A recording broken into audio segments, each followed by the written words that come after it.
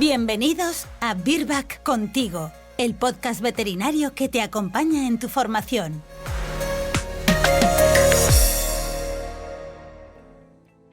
La castración ha sido durante mucho tiempo una de las intervenciones más extendidas para controlar las conductas inadecuadas en los perros.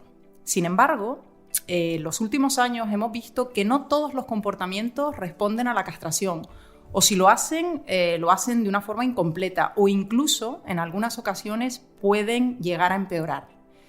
En este podcast queremos hablar de los efectos de la castración en el comportamiento. Ya dedicaremos en otros podcasts una serie que de hecho iniciamos ahora, la relación entre castración y comportamiento. Analizaremos la eficacia de esta intervención quirúrgica en el control de los problemas de la monta excesiva y en la tendencia de perros y gatos a escapar de la vivienda. En definitiva, lo que vamos a tratar de responder son preguntas que de forma muy frecuente se le plantean al veterinario clínico en relación a este tema en su actividad diaria. Preguntas como, por ejemplo, ¿qué conductas mejoran tras la castración? O si la castración afecta a otros aspectos del temperamento del animal, cómo puede afectar esta intervención a la conducta de monta o, por ejemplo, a los intentos de fuga. ¿Y equivaldrían los implantes de deslorelina a una castración quirúrgica? Bueno, como veis, aquí hay muchos interrogantes y para responder a estas y a otras preguntas, hoy tenemos con nosotros a Jaume Fachó, diplomado europeo en Bienestar Animal y Medicina del Comportamiento. Jaume, buenos días, un placer tenerte aquí con nosotros. ¿Qué tal estás? Pues muy bien, ¿qué tal, Naira? Muy bien, bueno, de hecho, tú llevas muchísimos años dedicándote a esto de la medicina del comportamiento en pequeños animales, pero ¿cuántos años exactamente llevas? Pues mira, desde el año 94. Wow. Concretamente, o sea que son, sí, pues mira, casi 30. Pues Casi sí que 30. habrás visto casos Sí. diversos, complejos. Sí, empiezo a poder decir aquello de que he visto, yo creo que casi de todo. Muy bien, muy bien. Pues como decía, bueno, aquellos que nos estén escuchando, hoy comienza una serie de podcasts en la que, bueno, hoy nos vamos a centrar en dos temas, pero para empezar quería preguntarte, porque esto es una idea que yo tengo y no sé si, Jaume, tú opinas lo mismo. La castración, tengo la impresión de que antes se utilizaba mucho más que ahora para corregir problemas de conducta. ¿Es así o...? Sí, es verdad. Sí, mira, ahora que hablabas de cuando empecé, ¿no? Pues si retrocedes a los años 90, incluso un poquito más tarde, pues claro, los veterinarios en general abordábamos los problemas de comportamiento de una manera muy distinta. De hecho, es que cuando yo estudiaba la carrera directamente ni se hablaba de problemas de comportamiento. Y una de las pocas cosas que hacíamos los veterinarios ante una consulta de este tipo era recomendar de manera inespecífica la castración. Decíamos, bueno, pues castramos a ver si esto mejora el comportamiento. Por lo tanto, puedes decir que lo hacíamos porque no nos mirábamos los problemas de comportamiento con tanto detalle. Y de hecho había aspectos de los problemas de comportamiento que es que ni tan solo los veíamos, entendíamos los problemas de conducta de otra forma, a como lo hacemos ahora, ¿no? Vale. Y cuando dices esto de que habéis cambiado, ¿no? Sobre todo los veterinarios clínicos que os dedicáis más a la clínica o a la medicina del comportamiento, ¿habéis cambiado esa forma de verlo? ¿A qué te refieres exactamente? Mira, la primera cosa que ha cambiado es que hemos entendido que al final un comportamiento, un problema de conducta, el control de la conducta está en el sistema nervioso y al final las hormonas sexuales son una de las influencias que llegan al sistema nervioso y que hacen que tenga más tendencia a actuar de una determinada forma. Esto lo veremos más tarde, pero por ejemplo, cuando decimos que la testosterona influye, imagínate, en la conducta de monta, no quiere decir que la testosterona desencadene la conducta de monta. Lo que hace es influir en el sistema nervioso y hace que ese sistema nervioso tenga más facilidad o más probabilidad de mostrar la conducta de monta, pero es ligado eso a otra serie de factores, como por ejemplo los estímulos del ambiente. Esa es, yo te diría, como la primera cosa, ¿no? Que hemos visto que los problemas de comportamiento, las conductas en general están influidas por muchos factores y el factor hormonal es uno de ellos. Y otra de las cosas que también ha cambiado en estas últimas décadas es que hemos aprendido a valorar aspectos que antes no teníamos en cuenta, como por ejemplo el hecho de que un animal puede tener un cuadro de ansiedad o que pueda tener un cuadro de estrés. Volvemos a la parte histórica, ¿no? Ahora, para todo el mundo es muy natural decir mi perro tiene ansiedad, mi gato tiene estrés, pero esto hace algunos años era incluso...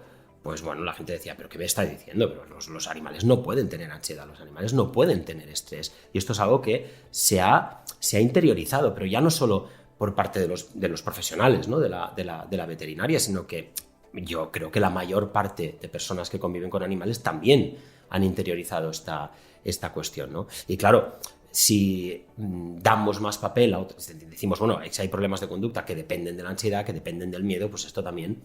de alguna manera, no te diría que ha colocado en un segundo plano, pero bueno, en el fondo sí, ¿no? Nos ha ayudado a entender pues, bueno, que la testosterona y que las hormonas sexuales en general, pues bueno, tampoco son las que lo dominan todo, ¿no? Claro. No, muy interesante, ¿no? Esto de que ahora tenéis en cuenta más el tema del estrés, de la ansiedad. Entonces, pero sí que es verdad que hay un papel, ¿no?, que la testosterona juega y habrán conductas que se relacionan, ¿no?, de una forma más clara con esta hormona y que por tanto podrían ser modificadas si ese animal es castrado. Uh-huh. Tú puedes hacer de entrada como puedes establecer como dos grandes categorías, ¿no? Y esa es una de las cosas que a los veterinarios nos ayuda más a la hora de decir, ¿voy a prescribir o no voy a prescribir una castración, sea médica o quirúrgica? Y es, bueno, ¿qué conductas van a estar más influidas por la hormona sexual, por la testosterona, y por lo tanto esas conductas son las que cabría esperar que cambiaran con una castración, ¿no? Entonces ahí sí que podemos tener una lista cerrada de comportamientos, tanto en perro como en gato. Y la lista es marcaje sexual, algunas formas de agresividad, no todas, la monta de tipo sexual también, y la tendencia que tienen a veces los perros y los gatos, como sabes, a fugarse, ¿no? a escapar de casa. Es decir, que realmente ahí sí que podemos establecer como dos grandes categorías. Estas 4 conductas, en principio, estas cuatro categorías de conducta pueden responder a la castración, y todo lo que no esté en esta lista, en principio no deberíamos considerarlo a la hora de prescribir una castración. Por ejemplo, si alguien nos dice, oye, es que mi perro se lleva mal, tiene miedo de las personas o tiene fobia a los petardos, y me han dicho que castrándolo estará más tranquilo. Es un poco la herencia que tenemos de aquellos años que te decía que se castraba todo, ¿no? Pues si nos hablan de una conducta que no está en esa lista, en principio deberíamos explicarle a la persona, mira, las probabilidades de que la castración, ¿no?, cambie ese comportamiento, pues te diría que son prácticamente nulas. Claro.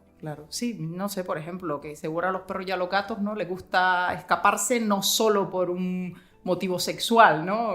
Por otros muchos motivos, claro, por ejemplo. Porque fíjate que en el fondo, hablaremos de esto más tarde si quieres, pero en el fondo, cuando un gato, ¿no?, y ahora un debate que ahora está muy, muy sobre la mesa, ¿no?, el gato indoor y el gato outdoor, o sea, el que el gato pueda tener acceso al exterior y cómo eso repercute en su calidad de vida.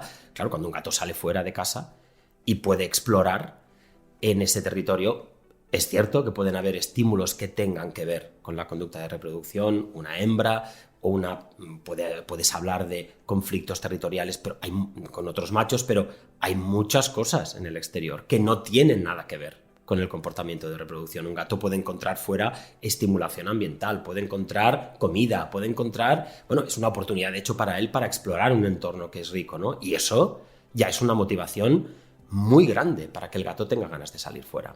Claro.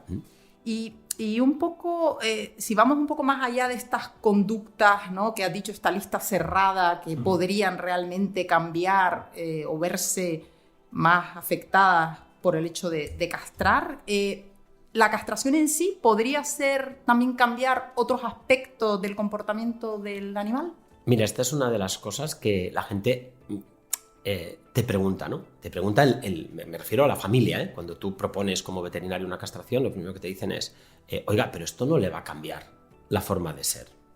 Porque nosotros ya nos gusta como es, lo que no queremos es que monte, o lo que no queremos es que marque el territorio, ¿no? O que se pelee con otros machos, ¿no? Y lo mismo podrías decir de un gato. Entonces, todavía tenemos esa tendencia a pensar que la castración es una especie, bueno, que prácticamente es como una lobotomía. A veces hay gente que la percibe como algo muy invasivo. Y ese es uno de los mensajes, lo veremos en este y en otros podcasts, ¿no? Uno de los mensajes clave, que es la castración no es ni tanto ni tampoco, ¿no? Pero no es tanto como a veces la persona imagina. Y por lo tanto la personalidad, los aspectos como por ejemplo que el perro o que el gato tengan ganas de jugar, que sean cariñosos, todo esto la castración no lo va a modificar. Incluso hay algunos rasgos de personalidad que pueden cambiar, pero que además si cambian con la castración sería a peor.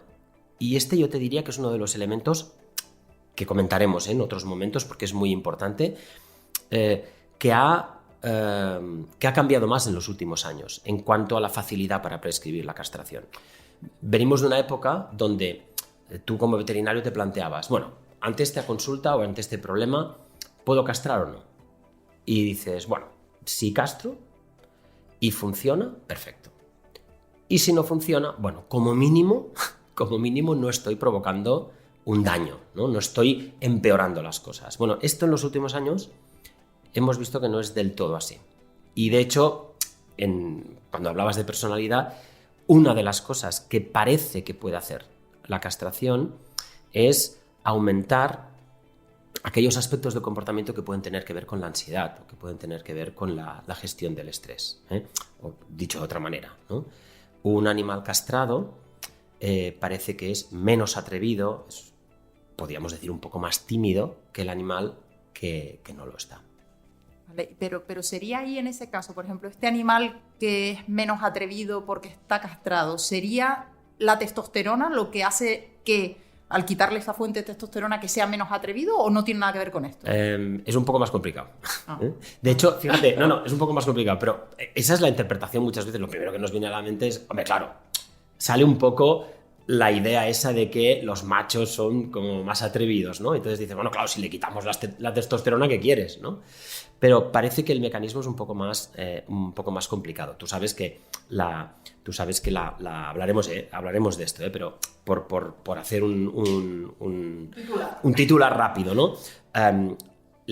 Cuando tú eliminas la testosterona, la fuente de testosterona, cuando haces una castración quirúrgica, por ejemplo, ¿qué ocurre? Que el sistema nervioso central dice, oye, ¿aquí qué pasa? Que no hay testosterona. Pierde el feedback negativo de la testosterona y por lo tanto lo que hace el sistema nervioso es aumentar la producción de GnRH, de FSH y de LH, ¿no? Las gonadotropinas que están intentando decirle al testículo, oye, espabila, porque claro, ellas no lo saben, que se ha eliminado quirúrgicamente el testículo. Entonces le están diciendo al testículo, oye, chico, haz algo que aquí no hay testosterona. Entonces esa producción crónica, ¿no? de FSH y de LH parece que tiene un efecto ansiogénico, que hace que la ansiedad basal que tiene el individuo, la tendencia a mostrar ansiedad o la tendencia a estresarse, aumente. Sobre todo ese pico o esa producción sostenida de LH. Pero ya te digo, volveremos a este tema porque creo que es importante, porque es una de las cosas que ha cambiado, te diría, en los últimos años, ¿no? Algo que empezó como una sospecha y que cada vez pues, parece que acumula más evidencia, esta idea de, oye, si castramos a veces pueden modificarse algunos aspectos de la personalidad y concretamente este que te decía de la ansiedad y del estrés. Y eso, claro, tiene un traslado directo al proceso de diagnóstico y es no recomendamos la castración o deberíamos ir con muchísima cautela en animales, en pacientes que tienen problemas de ansiedad o que tienen problemas de estrés. Muy interesante. Sí que hablaremos porque sí que este tema es muy bueno, no sé, me has dejado así un poco que ya quiero que me profundices más en otros podcasts, pero ahora vamos a volver, Jaume, si te parece, a estos efectos de la castración en estas conductas concretas que habíamos dicho que sí que realmente se ven afectadas, ¿no? El marcaje con orina, alguna forma de agresividad, una monta sexual o la fuga. ¿Qué eficacia podemos esperar después de la castración? Mira, los estudios de eficacia, primero, no hay tantos como parece, y además muchos de ellos tienen ya sus años, ¿eh? Pero en definitiva, te comentaba esto porque cuando a veces comparas estudios, dices, oye, ¿cómo puede ser que un estudio me diga que la eficacia es del 50, el otro me dice que es del 70, para el mismo problema? ¿Qué pasa aquí, no? Entonces, un poco las ideas que nos debemos quedar es que a veces estas diferencias dependen, como en otras cosas, ya lo sabes, de cómo se ha hecho el estudio, de quién lo ha hecho, de cómo se ha medido el cambio, cómo se ha valorado el éxito, porque o en un estudio pueden plantearse que el éxito quiere decir que el gato, por ejemplo, ha dejado de marcar y eso solo es el éxito, o hay otro estudio que puede considerar que una reducción importante del marcaje ya es un éxito. Entonces aquí, fíjate que las cifras podrían variar, ¿no? Pero como te decía, los titulares que nos debemos quedar es que los porcentajes de eficacia, como te decía, varían, no solo entre estudios, sino de unas conductas a otras. No parece ser igual de eficaz la castración, por ejemplo, en el control de la monta sexual que en el control del marcaje o de algunas formas de agresión. Pero por quedarnos con una cifra que podamos manejar luego, que nos acordemos en la clínica, podrías decir que las eficacias siempre están, en el caso del perro, más o menos, entre un 50 y un 60-70%, y en el caso del gato, mucho más altas. En el caso del gato están todas cercanas al 90%. Por lo tanto, cuando alguien nos dice, oiga, esto va a funcionar, tú le puedes decir, hombre, la eficacia es buena, ¿eh? Ahora, también es importante que les dejemos claros a las familias que no es una eficacia completa, porque ahí es donde empezaríamos a crear una expectativa que a lo mejor luego no se va a cumplir. Claro. Pero bueno, no lo sé, pero al final este propietario que va y que el veterinario le explica esto, que creo que es muy importante esto que acabas de decir, de explicarlo bien para no crear falsas expectativas, pero al final el animal ha mejorado, ¿no? Una mejora es una mejora. ¿O? Sí, a ver, sí, sí, o sea, técnicamente sí, pero a veces la familia no lo percibe así. Lo verás muy claro, te pongo un par de ejemplos y lo verás. Claro, lo que nosotros nos traen a la consulta no son conductas, la gente no viene, dice, a mí me preocupa el marcaje por estrés de mi gato, o el marcaje sexual de mi gato, o la monta excesiva de mi... Lo que te traen a la consulta es el impacto que tiene esa conducta, sobre todo sobre la calidad de vida de la familia. Entonces tú imagínate que hay una persona, y eso va a variar de una situación a otra, pero a ti te puede ocurrir, imagínate que apliques una castración, incluso otras medidas junto con la castración, que hagan que un gato que marcaba, imagínate, 100 veces en un mes, pasa a marcar 10 veces en un mes. Tú dirías, mejora 90%. Ahora, esos 10 marcas, esos 10 marcajes que se producen cada mes pueden ser intolerables para aquella persona o para una de las personas que convive con el animal. Y te puede decir, sí, esto ha mejorado un 90%, pero para mí el hecho de que yo 10 veces al mes me siga encontrando marcas, por ejemplo, en lugares donde no quiero que aparezcan, encima del parquet, en muebles que a lo mejor, pues, no, que todos tienen un valor, ¿no?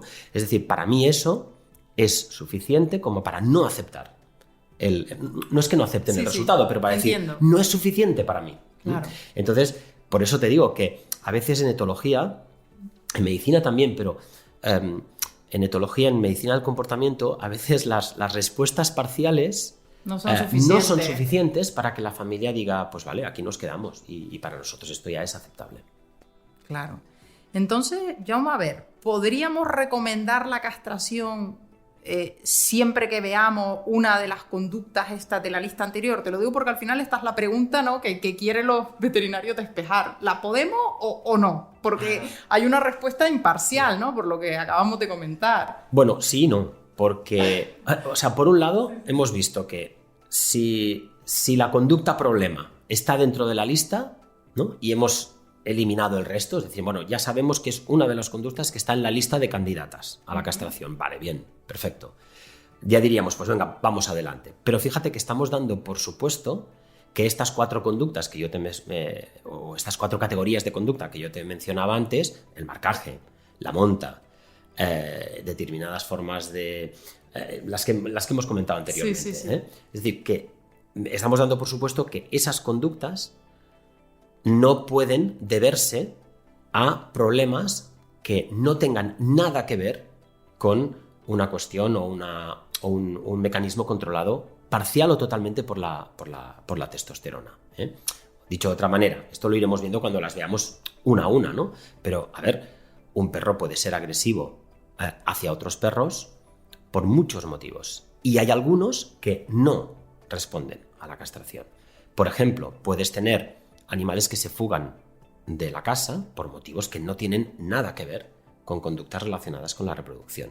Entonces eso a lo que te lleva es a lo que siempre insistimos en veterinaria, en todas las especialidades, que hemos hablado de 4 conductas que en el fondo son los síntomas, pero detrás de esos síntomas que son digamos, el inicio de lo que hacemos, tenemos que establecer un diagnóstico, por decirlo así, ¿no?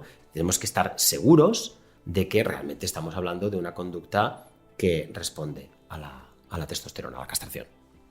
Perfecto. A ver, lo que está claro es que en otros podcasts, Jaume, tenemos que tratar, ¿no?, hablar de forma más específica de problemas como el marcaje urinario y la agresividad, que al final yo creo que son los 2 tipos de problemas de comportamiento, en lo que ahí la castración es un interrogante que más pues atienden los veterinarios o más preguntas tienen. Si te parece, vamos a hablar ahora. Además, dime. Fíjate que además, ahora que lo decías, no solo eso, sino que son los 2 problemas, por eso también les tenemos que dedicar un poco más de tiempo, que tienen precisamente un diagnóstico diferencial un poquito más complicado, ¿no? Que tenemos que, digamos, invertir un poquito más de tiempo. Sí, perdona, que te he interrumpido, pero... Sí, no, dime. Lo que te decía es que ahora, si te parece, te voy a hacer algunas preguntas, pero enfocadas en lo que sería la monta sexual y la tendencia a la fuga, ¿vale? Perfecto, sí. Y entonces, bueno, vamos a empezar con la monta. A ver, la monta sexual, Jaume, ¿esto no es una conducta normal? Porque, a ver, yo creo que sí, pero no sé, dímelo tú.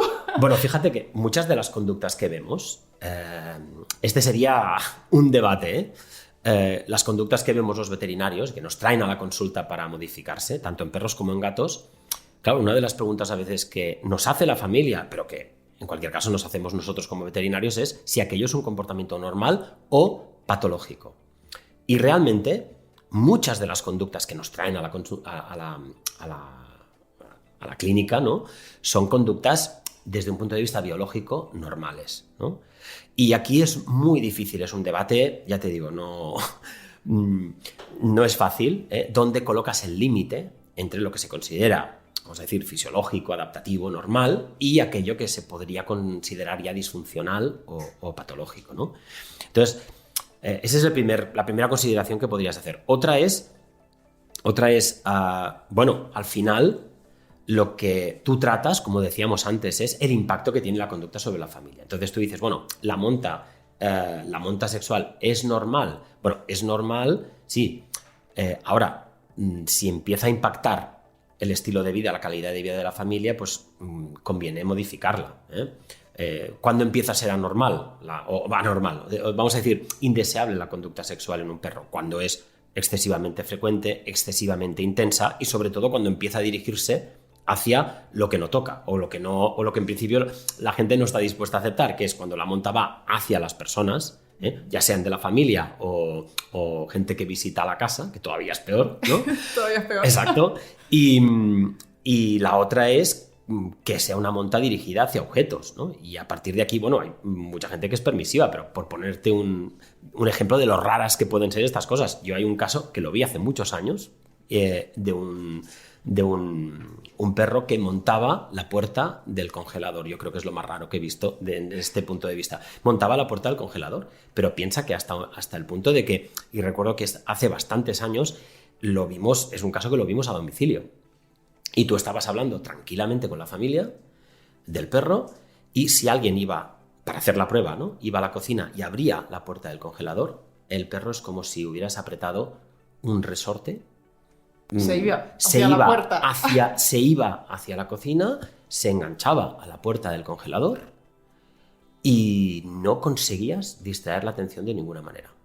Madre mía, amor incondicional, ¿no? Totalmente. No sé qué es lo que era, pero es que además solo lo hacía con la puerta del congelador, que hasta hicimos broma con los propietarios. Me decía, me acuerdo, el propietario decía, no sé, estoy por cambiar la nevera y que una de estas de que el congelador vaya arriba, no sé, o sea, claro. Pero vamos, que puedes encontrarte situaciones que afectan mucho. O sea, que es normal y no, como dices, claro, depende de la intensidad y de la intensidad del blanco y del contexto. Bueno, y de la opinión o de la percepción que tenga la familia. Exacto. ¿Y en gatos esto de la monta sexual en gatos, ocurre o a ver, menos? En gatos menos. Fíjate que incluso cuando hablábamos de las conductas anteriores, si tú recuerdas las tasas de eficacia que hay, el porcentaje de eficacia que hay de la castración en gatos, que estás cerca del 90% prácticamente en todo, y teniendo en cuenta que la gente hoy en día aplica la castración prácticamente de manera sistemática en el caso de cuando tiene gatos, hace que estas conductas pues se vean poco. Entonces, se ve poco, pero puede aparecer. Y, por ejemplo, en los gatos, pues hay veces que ves conductas de monta hacia personas de la familia, normalmente la zona de los brazos, la zona de las piernas. A veces puedes verla dirigida hacia objetos o incluso entre gatos, aunque estén castrados, ¿eh?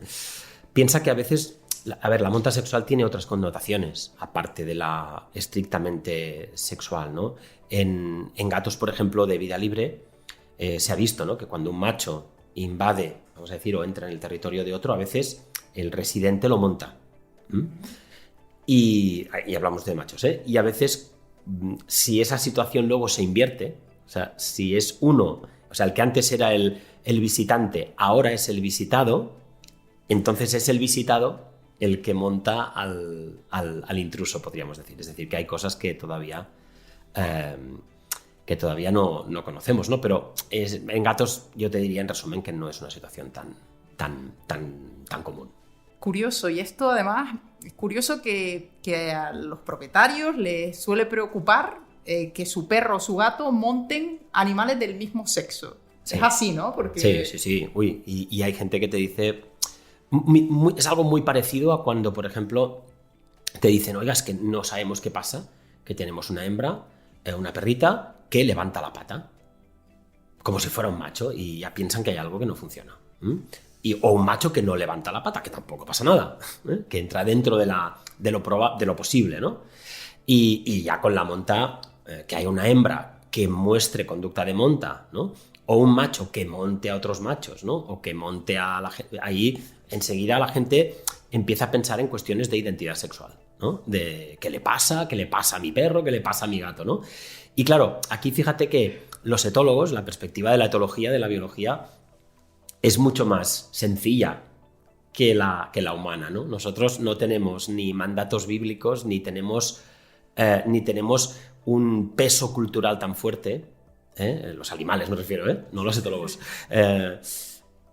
No tenemos esas consideraciones, no se tienen. Es decir, en la naturaleza, pues de hecho tú hablas de conductas típicamente masculinas y conductas típicamente femeninas, en el sentido de que aparecen más y menos en frecuencia o en intensidad en un sexo o en otro. Es decir, cuando tú dices, bueno, levantar la pata es una conducta típicamente masculina, pero no quiere decir que sea exclusiva del perro macho.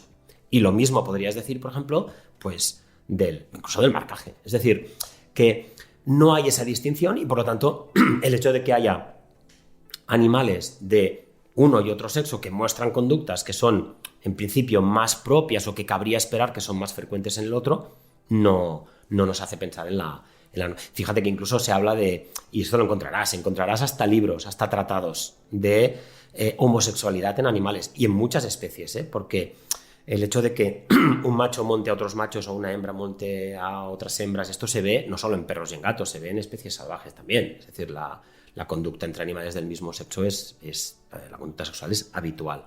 Hay tratados de esto, hay uno de los que hay, es un tratado técnico, que está escrito por el autor, es el doctor Aldo Poiani, que suena fatal, es en italiano. O sea, muy apropiado. Lo que suena mal es la pronunciación en castellano. Pero bueno, quiero decir que incluso que si alguien que nos está viendo dice, oye, pues me gustaría, encontrará desde vídeos en YouTube de especialistas, de National Geographic y tratados técnicos sobre este tema. Pero vamos, de cara a la familia, resumiendo, no hay que alarmarse. No pasa nada. Dentro de lo normal. Perfecto. Y ahora, curioso, cambiamos de tema y nos vamos a lo que serían las fugas. ¿Podría la castración frenar estas fugas o intentos de escaparse de casa? Reduce, fíjate que volvemos al concepto de antes, reduce la probabilidad. Y la reduce bastante en muchas situaciones. Pero claro, todo depende de cuál sea el motivo de la fuga. Por ejemplo, en los perros. Nosotros a lo largo de los años hemos visto perros que se intentaban fugar del jardín, no porque quisieran buscar algo fuera, sino seguramente porque estaban tratando de huir de algo que los asustaba. Por ejemplo, imagínate un perro que tiene una fobia a las tormentas. Está en el jardín, ocurre una tormenta, la familia no está en casa. El animal tiene un ataque de pánico y lo que intenta es huir de aquel espacio donde lo está pasando tan mal. Ese sería un ejemplo. Puede haber otro ejemplo, por ejemplo, en los perros sería la ansiedad por separación. Un perro con ansiedad por separación a veces intenta fugarse, en este caso no por una motivación, vamos a decir, sexual, sino porque al verse solo intenta recuperar el contacto con la familia. Es decir, que no siempre la fuga puede ser por un motivo sexual. Y en los gatos, aunque ya lo hemos comentado antes, ¿no? En los gatos... Te iba a preguntar precisamente por los gatos. Sí, lo hemos comentado en parte, ¿no? Porque, lo que tenemos que pensar es que el gato fuera de casa encuentra muchísimas cosas que no tienen nada que ver, a lo mejor, con la hormona. Y el gato en sí, es un animal curioso, que de hecho esto le viene bien para su propio ya le va bienestar. bien. De hecho, fíjate que en algunos estudios, cuando el gato tiene oportunidad de salir, otra cosa es que se le dé oportunidad de salir y que sea una buena decisión, porque aquí entran cuestiones ya de seguridad del propio gato y de, por ejemplo, impacto sobre la fauna. Sabes que es un tema muy controvertido, pero lo que sí sabemos es que cuando el gato tiene la posibilidad de salir, la mayoría lo hacen. Claro. O sea que no, en este caso, la castración va a hacer que ese gato deje de querer salir. Exacto. Exacto. Vale, bueno, muy interesante. Ya para ir terminando, Jaume, vamos a ver que... Imagínate que tenemos a un cliente indeciso que no sabe si castrar o no a su perro o a su gato. De hecho, pues tiene alguna de estas conductas, incluso las de la lista cerrada, pero pues no tiene la decisión clara. ¿Podríamos en estos casos recomendar la aplicación de un implante de deslorelina? Bueno, nombre comercial, el Suprelorin. ¿Podríamos recomendarlo? A ver, de hecho, no solo se puede, sino que es una estrategia, nosotros la utilizamos muchísimo.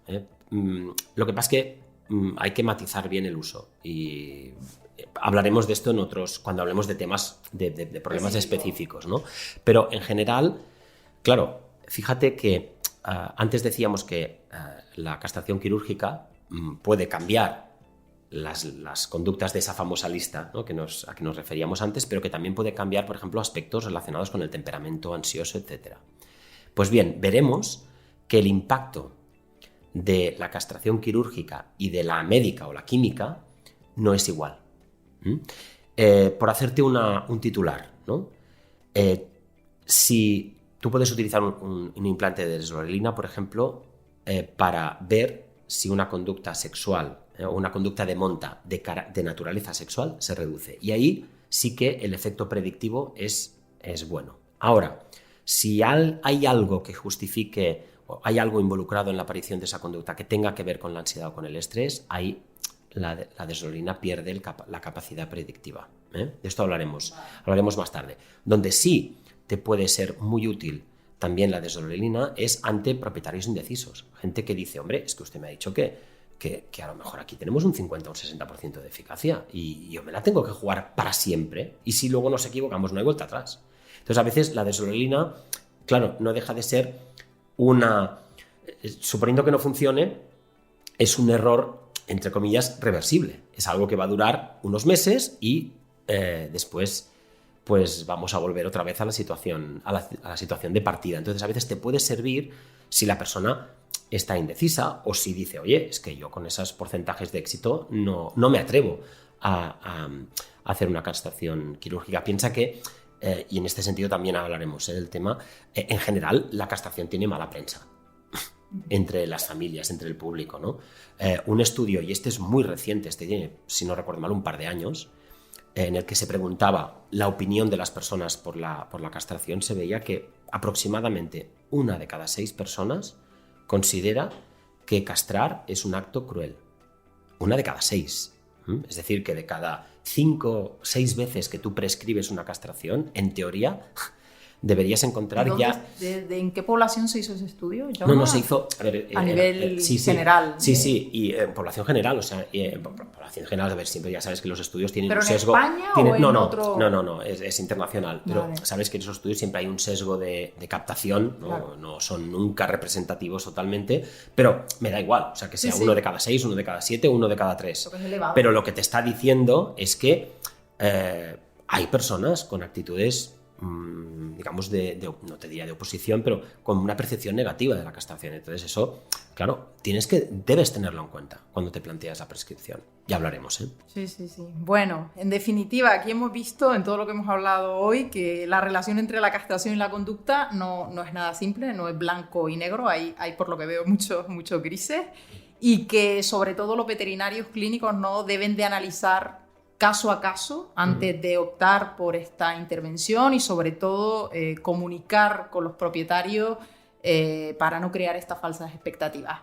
Con lo que, bueno, un placer haberte tenido hoy aquí con nosotros y, bueno, hasta la próxima, que nos queda todavía mucho de qué hablar. Muy bien, gracias, Noia. Gracias por escuchar Virbac Contigo. Síguenos para estar al día de los últimos contenidos de formación veterinaria.